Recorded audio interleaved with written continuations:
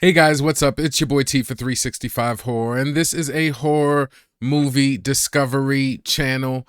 I am just here to put as many horror movies on your watch list as possible. And in today's video, we are going to be looking at 6 brand new releases for you guys to watch and stream. So let's get into it right now.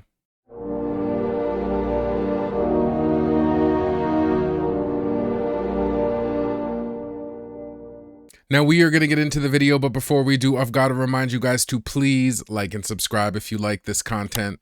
Also, this video is best watched with the movie tracker. I like to use Letterboxd. It's just the easiest way to keep track of the movies that you've seen and want to see. I also want to touch on the availability of these titles, as I have personally went to each one of the services and verified that these movies are available. And if you are having trouble seeing them, the number one reason is probably you are region locked. But the other reason could be is that if you are using any of the alternative media sites or any of the free stuff, a lot of these movies just came out yesterday, so they really won't show up on a lot of those sites for a couple days. And lastly, this is just a preview. These are not reviews and recommendations. As always, I've added chapters and timestamps in the description, so if you don't like any of my trailer reactions or any of the movies I've picked, you're always free to skip to the next one. And if you did want some reviews and recommendations, then I suggest you watch my Every Movie I Watched in a Month series, my You Should Watch series, or any of my other movie list series. This here is just a little something for the diehards like me that are always looking for something new to watch. And with that, let's get right to it. So the first movie we're going to take a look at this week is a drama horror thriller named The Surrender, and this movie is available on Shudder and AMC+.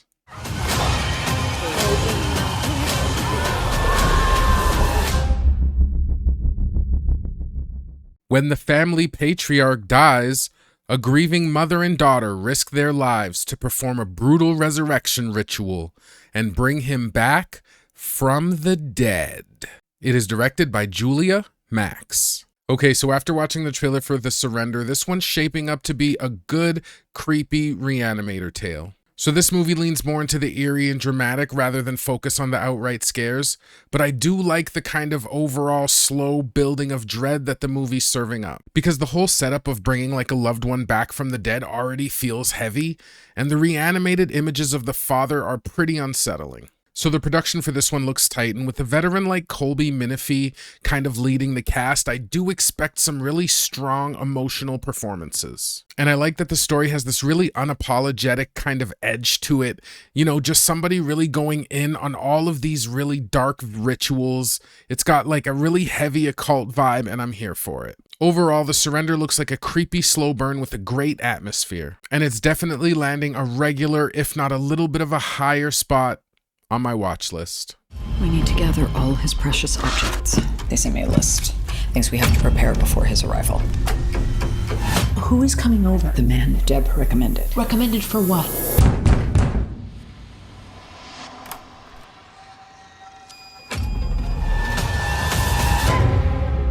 What's that for?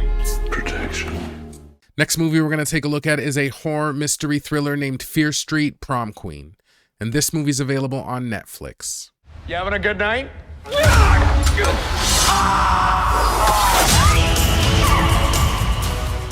When the It girls competing for prom queen at Shady Side High start to disappear, a gutsy outsider discovers she's in for one hell of a prom night. It is directed by Matt Palmer. Okay, after watching the trailer for Fear Street Prom Queen, this one looks like a fun, if not kind of familiar whodunit slasher. And while it doesn't seem too heavy on the creeps, it does look like it could pull off some okay jump scares and escape tension. And the gore for this one looks promising. I mean, it looks bloody enough.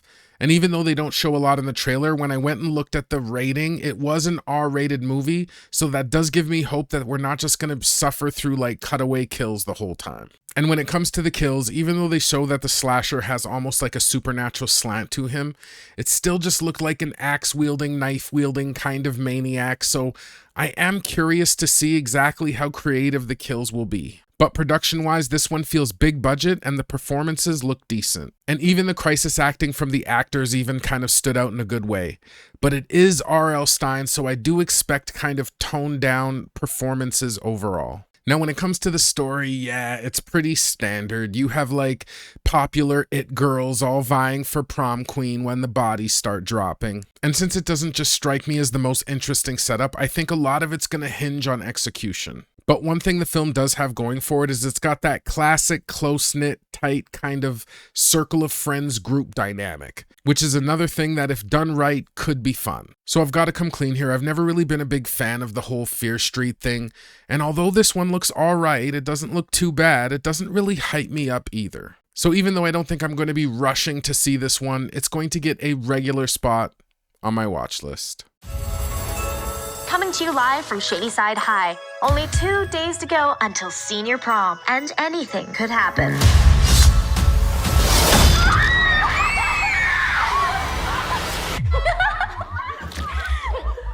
Gotcha. Next movie we're going to take a look at is a straight horror named Mauler. And this movie is available on Prime Video. Sometimes you gotta do the devil's work to earn God's love.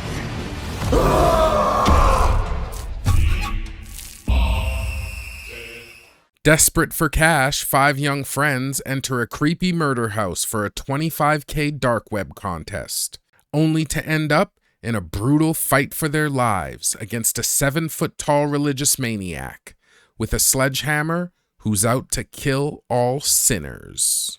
It is directed by Terrence Bernie Hines. Okay, so after watching the trailer for Mauler, this one's looking like a pretty middle-of-the-road slasher. And it doesn't look like it's going to bring us much in the way of creeps, probably just a few jump scares and some tension here and there. Gore-wise, it's pretty light in the trailer, but the killer is rocking this big honkin' sledgehammer, so there is potential for some brutal hits. Now, the production for the film was decent, but something about the acting just was a little bit off. Just some of the lines kind of came off overacted, and the Mauler just sounded stiff. And nothing from the story really stands out either. It's kind of just like the killer picks off the friend group one by one setup. And honestly, the only thing I'm looking forward to is some good violent kills to make it worth the watch. Now, Mauler feels like a passable slasher that just doesn't really bring anything new to the table, but it may surprise me, so I am going to give it a lower spot on my watch list.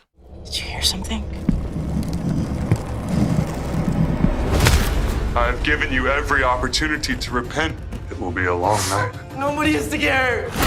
One final night for you and I. You will be my finest trophy. Next movie we're going to take a look at is a straight horror named Rosario. And this movie is available on Google Play and Prime Video. What do you want from me? Rosario spends the night with her grandmother's body while she waits for the ambulance to arrive during a severe snowfall. Rosario is attacked by otherworldly entities that have taken control of her grandmother's body. It is directed by Felipe Vargas. Okay, after watching the trailer for Rosario, this one looks like a decent supernatural horror. When it comes to the creeps and scares, this one actually feels pretty solid. But honestly, the grandmother's body creeped me out more than the supernatural entities. And while the supernatural stuff just looked okay, I could tell that there was going to be a couple of jump scares there. Now, when it came to gore-wise, I just didn't really see much. And throughout the movie, it looks like we're going to get some eerie shots of kind of the grandmother's dead body, but I don't think that this one's going to be really violent at all. The production looks polished and none of the performances really stood out in a bad way, so it looks like it's kind of a good quality horror movie overall. And the premise itself is just kind of creepy, like the idea of kind of staying in an apartment with your old dead abuela just while supernatural entities kind of attack you. I could tell that the movie's just going to have some really solid uneasy feelings. And as she really starts to kind of delve into exactly what her grandmother was into, I hope that we get like a pretty good mystery and some solid reveals. So Rosario doesn't look too bad. I mean, it doesn't look like anything groundbreaking, but it could have a little bit of intrigue and mystery that is kind of up my alley. So I think this one's going to get a regular spot on my watch list. See, abuela. Hello? Your grandma, she's no longer with us. She passed. Was she ill? She's an old lady. She's falling apart, you know. Here we are. Be down the hall.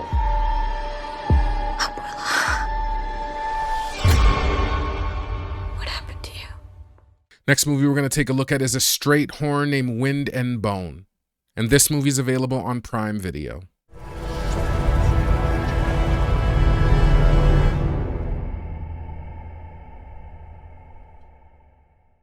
Wind and Bone is a psychological horror that delves into the darkness of the human psyche and the primal fear of the unknown. A woman on the run joins a group of college students in rural West Virginia, where they come face to face with the Wendigo.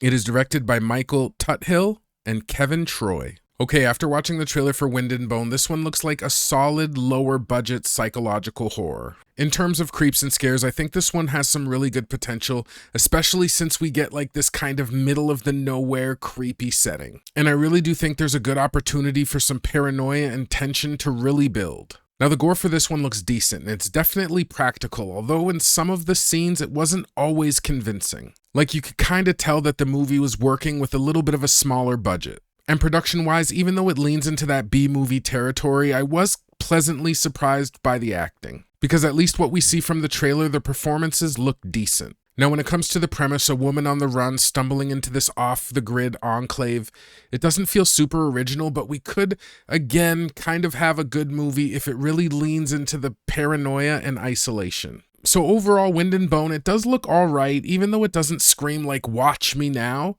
For just like a B-movie offering, I think it could still be an okay ride, and I'm going to give it a regular spot on my watch list. Drawn to pain. With endless hungers. We have to know what's out there. It is cold. It hungers. You can't know what I've seen. It is the Wendigo. Last movie we're going to take a look at this week, guys, is a straight horror named The Bombshell Butcher. And this movie's available on Prime Video. We're calling her The Bombshell Butcher.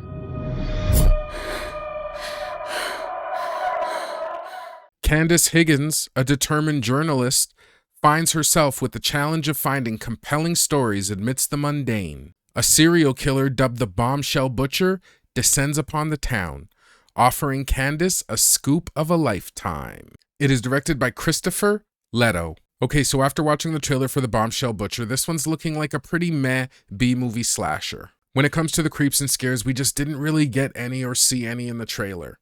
And honestly, the way the movie's even cut, I would even be surprised if there was any jump scares. The gore in this one might be okay. I did catch a stabbing or two, but I'm just not really sure exactly how brutal it's gonna get. And I'm really hoping that if they don't do the cutaway kills, that they don't really lean on anything CGI, because I just don't think it would do this movie any favors. Because honestly, production-wise, this is just very B-movie.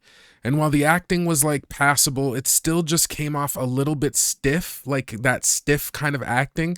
So that's something to expect going in. Now, the premise for this one is where we could get a little bit of potential, because I do like this kind of scoop element. Like it could almost be like that Interview with the Vampire, where the journalist is getting this kind of really raw, dark scoop of a lifetime. But if they decide to go the other route, where she's really just the killer the whole time, and she's just playing like Peter Parker, like snapping Spidey pics, then I just think that would be a lot less intriguing to me. So unfortunately, The Bombshell Butcher wasn't really grabbing me, but because it could kind of go one of two ways with the premise, I might throw it on if I have nothing really else to watch. So this one's getting a lower spot on my watch list.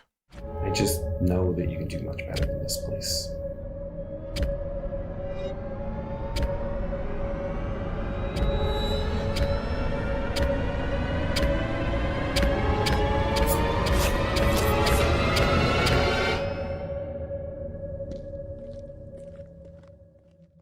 Well, guys, that's going to do it for another episode of brand new releases for you guys to watch and stream. I hope you like this content, and if you did find a couple of gems for your watch list, please leave me a like and subscribe. So if I had to make a couple of picks this week, the first movie I'm going to pick is The Surrender. I just think, again, with that casting of Colby Minifie, who's always good and always just a great kind of veteran actress. Plus, I think it's kind of a creepy setup. Like I said, the reanimated body looks creepy.